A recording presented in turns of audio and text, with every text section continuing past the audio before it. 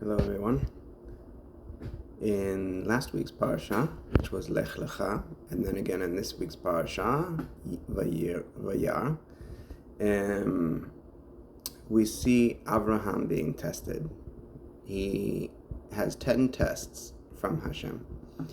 In Lech Lecha, his first test is to get up and leave from his father's house. This was a great test for him because Avraham knew that the right thing to do was to care for his father in his old age. It is a great mitzvah for children to take care of their parents as their parents get older. As it says in the Ten Commandments, to honor your father and mother.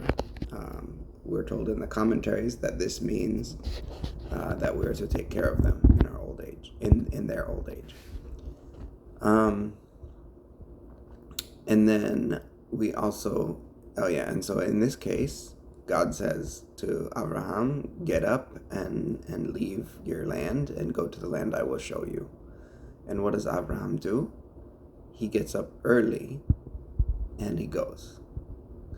And then again, with the Akedah, the binding of Isaac, Hashem says to Avraham, take your son, your only son, the one whom you love, Isaac, and bring him to this mountain and offer him up as an offering to me.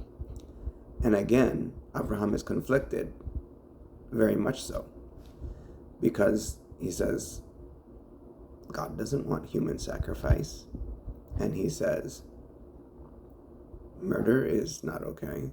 And he also says, God promised that my descendants would come from this child. Well, 37-year-old man. Anyway, he was very conflicted, and yet he still doesn't hesitate. He gets up early and saddles the donkey to go. And we see this pattern repeated with Avraham over and over again.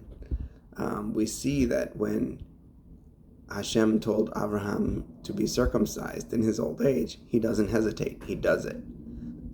And then while he's still in pain from this surgery, he sees these three men and he gets up out of his tent and runs to them.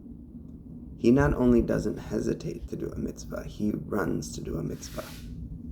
And in contrast to this, we see Lot.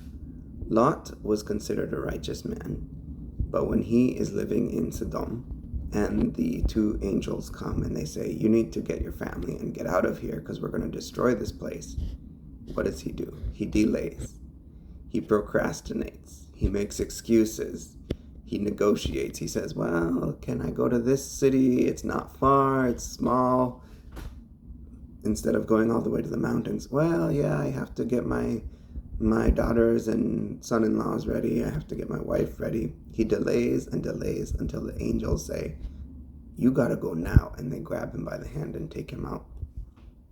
And that was because of the merit of Avraham, his uncle. So we see this stark contrast where Avraham rushes to do a mitzvah. He doesn't hesitate even for an instant. He runs to do it. And then Lot, he still does he still obeys, but he does it with hesitation, with procrastination and delay. And we see the end result. You know, the Avraham was the one who receives the blessing. Through you, all the children of the world will be blessed. And we still have blessing from the descendants of Lot through Ruth, through David, Melech David, a descendant of Ruth, but not nearly to the extent of what the blessings we receive through Avraham of so many things, the Torah and the mitzvot, and just look at the world we have today because of the values of the Jewish people, of the Hebrews, and Christianity. We wouldn't have Christianity without Judaism. We wouldn't have the New Testament and the disciples and Yeshua without first having Judaism, without first having Avraham. So, the blessings are uncountable. And it's because Avraham was such a tzaddik, and he ran to do the good things, to do good deeds, and to follow Hashem. So may we all also run to do mitzvot. May we not hesitate. May we have the emunah, the faith, and the strength to run to do God's commandments and to obey Him. Shabbat Shalom.